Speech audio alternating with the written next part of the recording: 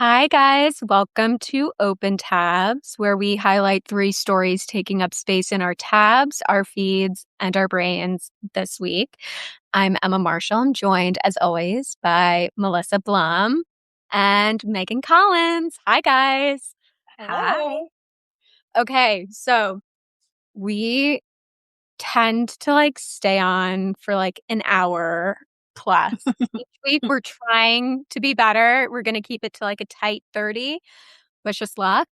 So diving straight in. First at the top, I do want to say I really like the color story all three of us have going on with our palette of Oh, look at blue. your nails. They look so I know they're the same color as your shirt. Fun for anyone watching us on video. Okay. First story. It's now a week of Love Island 2026 in our lives, season 8. Season 8. And what's really interesting, I watch it basically every day.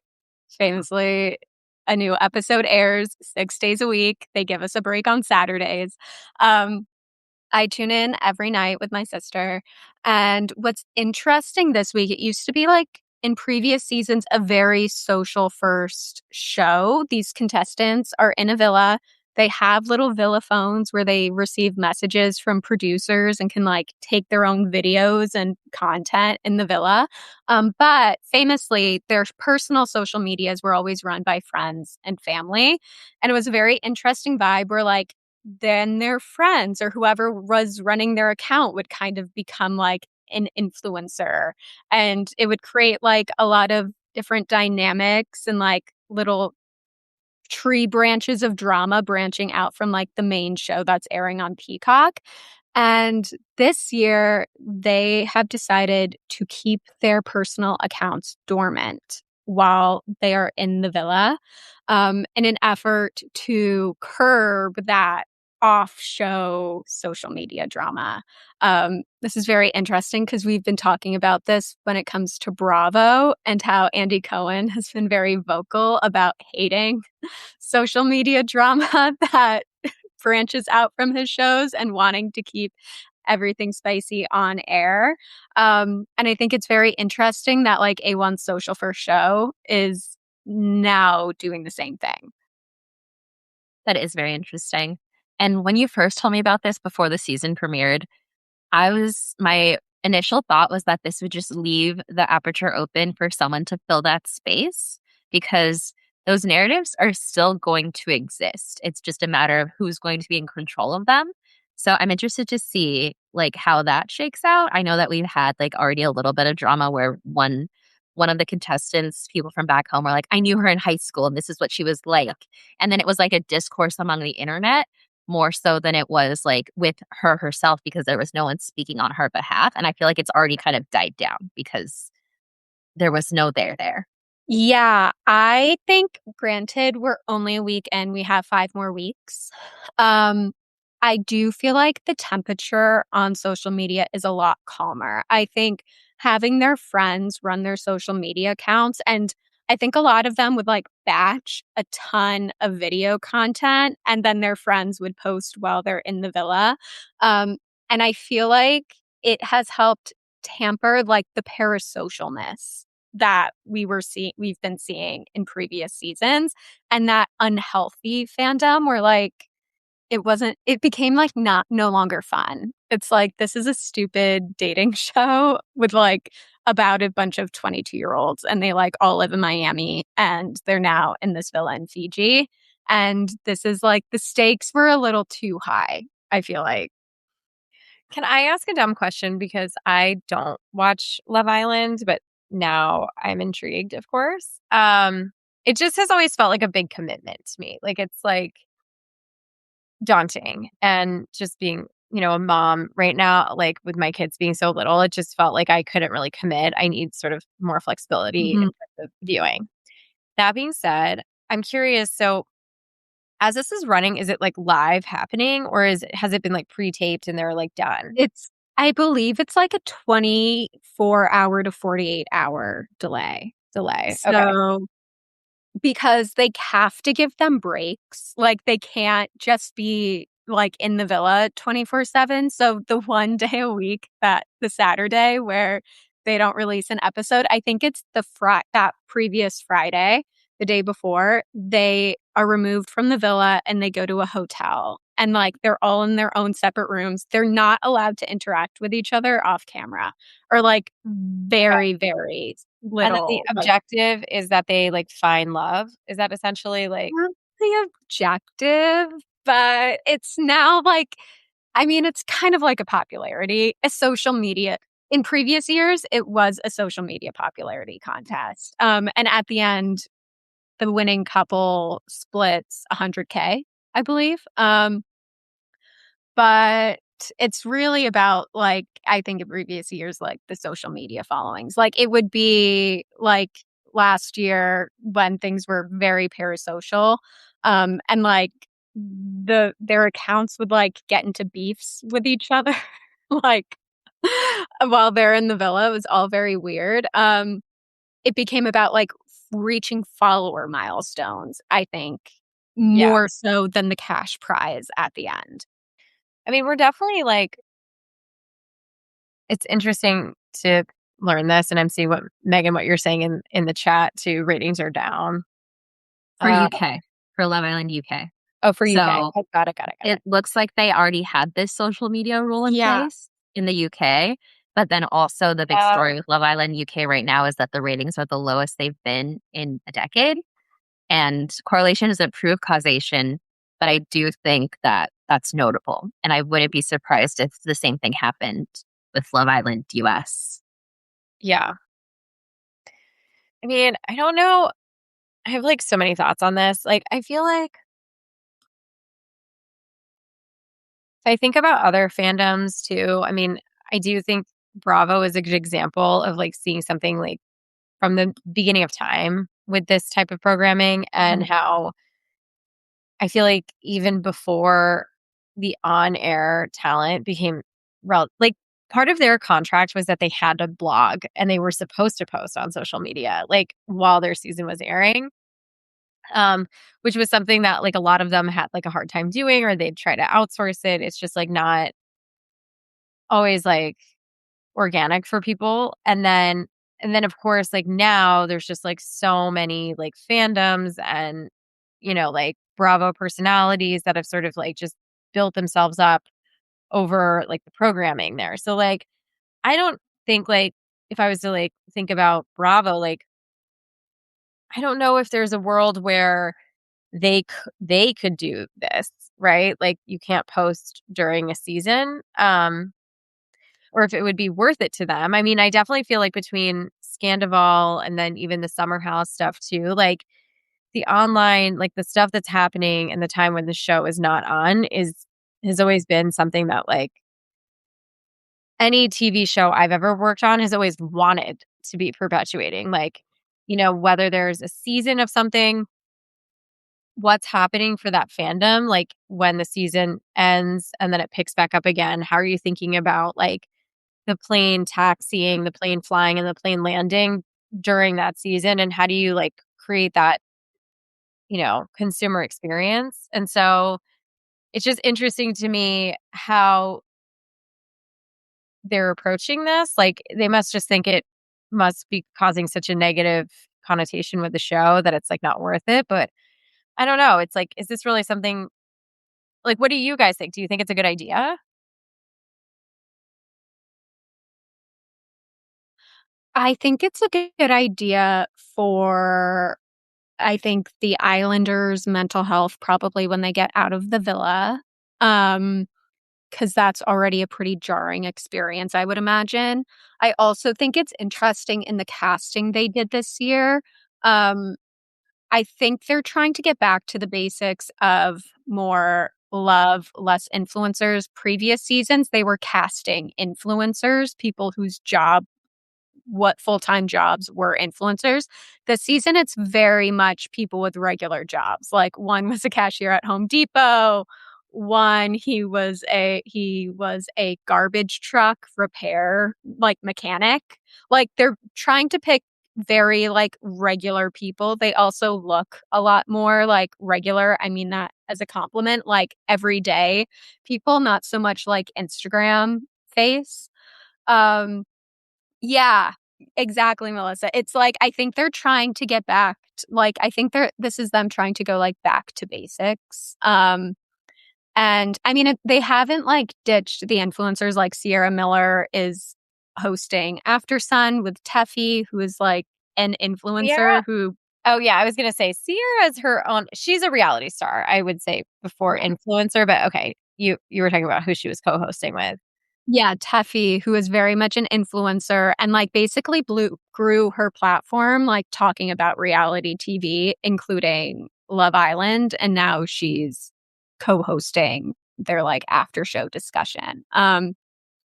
So I think like they know influencers are needed for them to like drum up viewership and attention, but audiences like felt last year that people were just going on to grow their follower counts, and like yes, that's just part of life now, but it doesn't make for great reality television when people aren't like genuinely invested.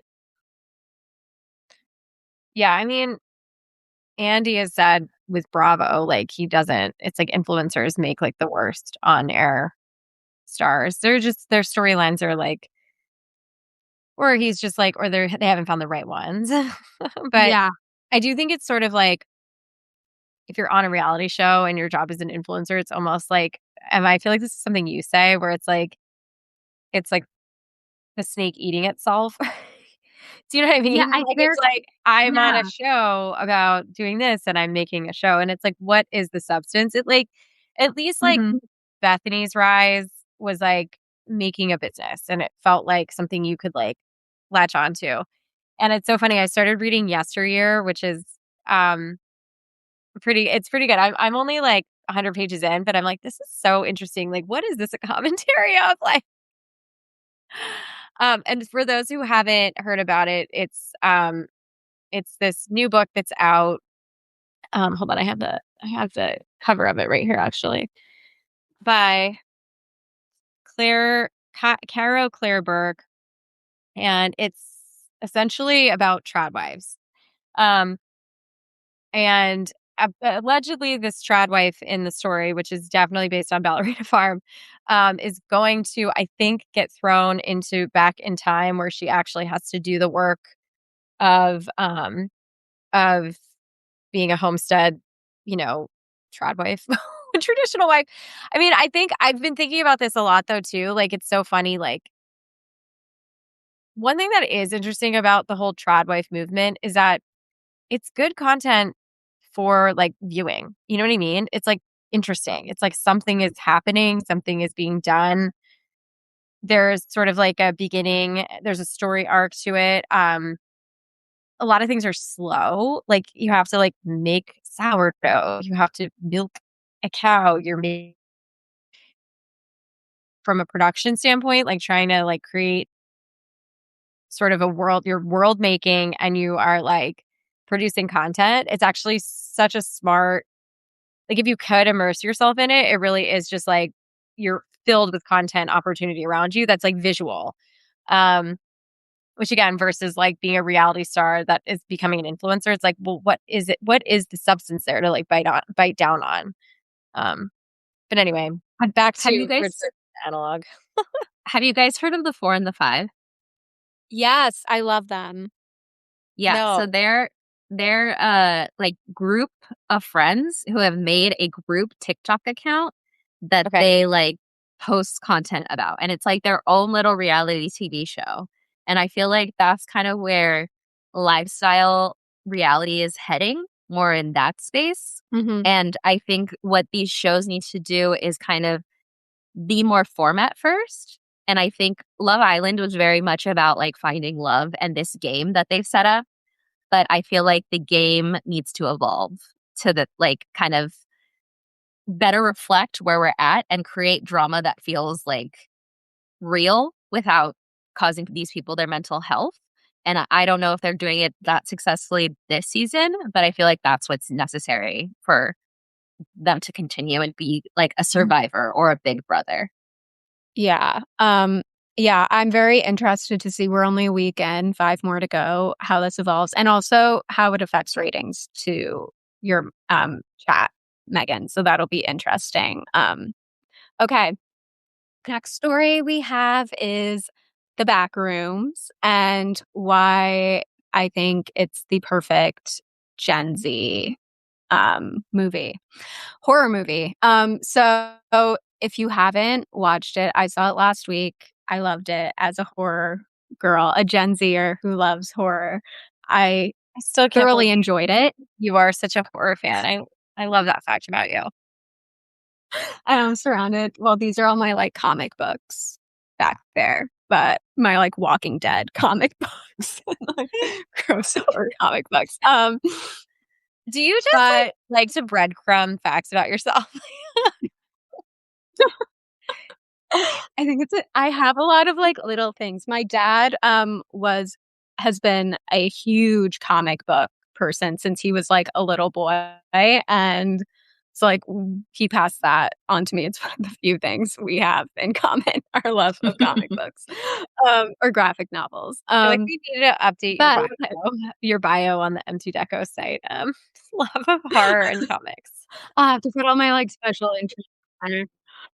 Um So we wanted to talk about The Backroom and why it's such a distinctly Gen Z movie. And if you don't know, it's like a pretty big deal right now. It just crossed over 200 million in box office internationally in 10 days. It's only been out for 10 days. It's A24's first movie, I think, to ever cross 200 million box office internationally. For reference, Marty Supreme, their last hit, only hit 191 million. And it's like total lifetime at the box office. And what's so interesting about this is that the director, Kane Parsons, is 20 years old and he got his start on YouTube. His channel has over 3 million subscribers. He has over like 200 million views. He's been posting videos for like the last 5 years, most of them about the Backrooms. So like he's really about it. Um, and it's just caught on like wildfire. And Megan asked me when she told her I was going to see it last week to jot down my thoughts as a Yeah. Gen Z. Can I just say one thing before we get to your amazing thoughts too? Yeah. Just from like a cultural strategy perspective, this was also A24. Like the messaging they went out was very much to get Gen Z. Like they were like, this is a Gen Z director. We let them do internet lore. Like it was very targeted at Gen Z, and they did a really good job of that. So I obviously was like, Emma, is this working on you? Do you like it? Like I need to know. And I love what you had to say. It very much worked on me and my friend group of Gen Z women. We had been looking forward to seeing the Backrooms for like months when like the trailer released like 4 months ago or whenever it was. And for reference, if you aren't familiar with the Backrooms lore, it started off as just like a meme on 4chan, I think like 15, maybe even 20 years ago. And it's really about like the horror of liminal bland spaces and being trapped in a maze of like beige office rooms. And I pulled out why I think this is a distinctly Gen Z horror movie. And why it hits on like the existential dread that I think a lot of Gen Zers are feeling right now.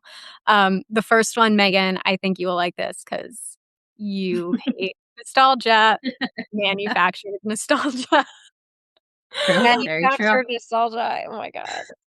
After I saw the movie, I like sat down the next day and like spent like 20 minutes jotting down thoughts. And I was like, oh, Megan's gonna really like this. Because the whole thing about the Backrooms is that it like feeds on your memories, but it's always off. Like, so like people in your life, there'll be these like but they're off. Their faces are weird. It kind of looks like they look like AI generated images, which goes to my next point of fear of AI, which I think was a big one. That a lot of it, they basically all the monsters in the Backrooms look like early renders of like AI generated images, where like somebody has like Uncanny Valley type. Uncanny Valley, and like they have 11 fingers and like a third eye, and like their face is lopsided, like weird. It's a human, but it's not right. Mm-hmm. And getting stuck in algorithmic loops, I think, is like the ultimate overarching trend. And Kane Parsons said this outright. He said it's really all about the monoculture. Like we're all trapped in this like one monoculture together. And it can sometimes feel like you're a hamster on a wheel and you can't really escape or get out of these loops. Um, and then that goes to escapism, which is the last one. It's really about the main character who is so miserable in his own life that he chooses to escape into the back rooms, even though there are creatures and monsters there. He'd rather live in his like manufactured nostalgia that is the back rooms than his actual real adult life. So interesting. And I feel like horror is such a genre that it comments on society. I wish I liked it more for that reason because it's always saying something very, very interesting. And it's very interesting to kind of hear the like Gen Z articulation and manifestation of the things that they're struggling with and scared of. And the Backrooms are such a perfect allegory for that. Yeah. I have so many questions. Is it like when the main character chooses to go to the back rooms, like are the back rooms virtual? Is it like unclear? Is he like an avatar? It's That a like physical place. it's So a place. it's a physical place. So the whole thing about the back rooms is that you can kind of like glitch out of our reality and our world into the back rooms, and like portals will open up. It's really like nobody means to go to the back rooms. You just like a portal opens and you're just like sucked into it basically. It's so wild like this idea of other worlds and dimensions. Like again, just like the Midnight Library Mhm. concept. Again, I finished Throne of Glass. Like that whole last book is like all about like there's one part where at the end the main character is falling through worlds and it's all about like getting the like bad evil villains in the book back to their world and like closing it off and there's a tear and like jumping through and then of course I'm reading Yesteryear. It's the same thing. It's like transporting to another world. It's so like it's like pervasive in culture right now. Like I don't know. I I just feel find that like the idea of timelines became very, very popular in the last 10 years. Like, I would say around the election of Donald Trump. And then, like, it continued into COVID where people are like, the timeline shifted. And there's kind of this idea of like, there's like a different world out there where different things are happening, but it's not, it's like so different from the present that it's like we would have to change the past in order to imagine a better future, you know? oh my god. Well, that goes to that like 2019 theory, right? That like What's the What's 2019 that? theory? there was some theory that like was internet theory or you know conspiracy that we all died in 2019 and then we're living like a copy of it right now, which is why things allegedly since 2019 feel a little off and time moves really fast. So I have no idea what to say about that, but it is a conspiracy. Not perpetuating it, but um I also think it's a commentary on how we all do exist in like silos and like we all are living in different realities where it's like it is just like we can't have a shared version of like what is real anymore because of the algorithms, and you can totally. look at the world any way you want to depending on the lens with which you're consuming content. I feel like it's similar to, I mean, Obsession, which was also a horror movie that came out directed by a Gen Zer, released about a month ago, that also blew box office expectations.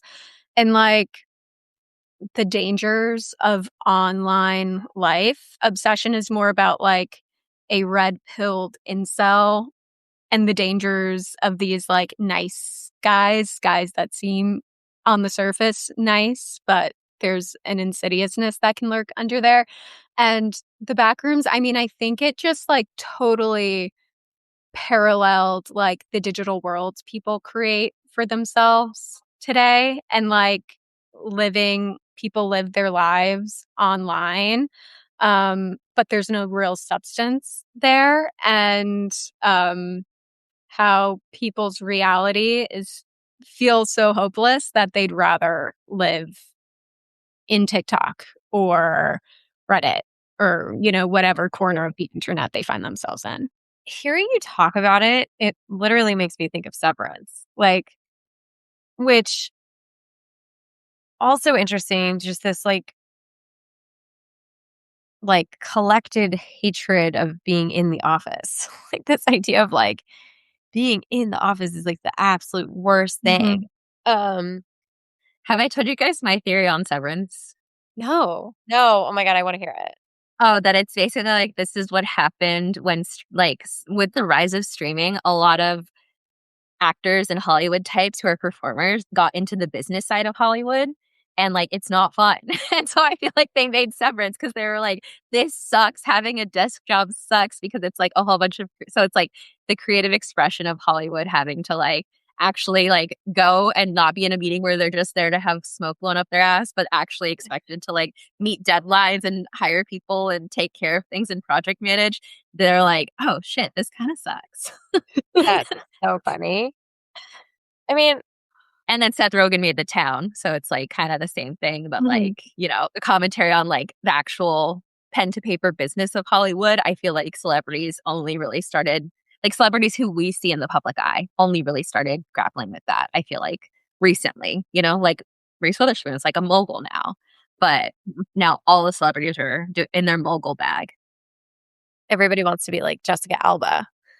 Mm-hmm. Do you guys watch Perfect Couple on Netflix? The Tina Fey show? No, is it good? Should I? Wait, It's. I think Melissa would like it because it's about marriage, and I don't think you would like it, which Emma. one? What is it about? Have I seen it? Is she in it? No. She's in it, and it's about a friend group, and there's like 3 or 4 couples, and it's like every episode you spend a season with them, and then Oh, their friend group is being blown up because Steve Carell cheated on his wife. yeah, I watched that whole. Yeah, I watched it. Did you watch season 2? No. So season 2 just came out, and something you said, Emma, about Bear in Obsession, about how he's like a nice guy, but he's not actually a nice guy. I feel like that's something that we're also talking about, of like who you are online versus who you are. But that's also something that's been around forever. So in 4 seasons, I forget the actor's name. He was an SNL guy. I Will always forget. Forte. Will Forte, yes. He is married to Tina Fey, and like his storyline this season, spoilers, but it's not that type of show where that matters, is that he's very angry, but he's such a nice guy that he's like he can't metabolize his anger. And then finally one of his friends tells him, I'm sorry to tell you, you are an angry man, and you need to figure that out because you are an angry guy. And I think that that's what a lot of this is, of like it's so easy to buy the things, post the things, create this personality of like, this is who I am, and brand yourself as something. But if it's not who you actually are, that creates this weird like dissonance. That is also a huge theme in the Backrooms. I think it's what we're Yeah. all, and authenticity is a huge thing, and whimsy maxing. I think this is something that everybody is grappling with because like we've been told, and marketing has trained us to chase our ideal selves. You can create the appearance of an ideal self now, but to actually do the work is a whole other can of worms. Love that. That is a very good segue, I think, into our last topic of the day. So we're going to talk about this live right now. But when we do post this episode, this will be behind the paywall. So if you want to watch back, you'll have to subscribe to our Substack. Okay, this is about a super interesting article that The Cut released last week about the rise of loneliness influencers. And these are majority young women on TikTok and Instagram who are posting about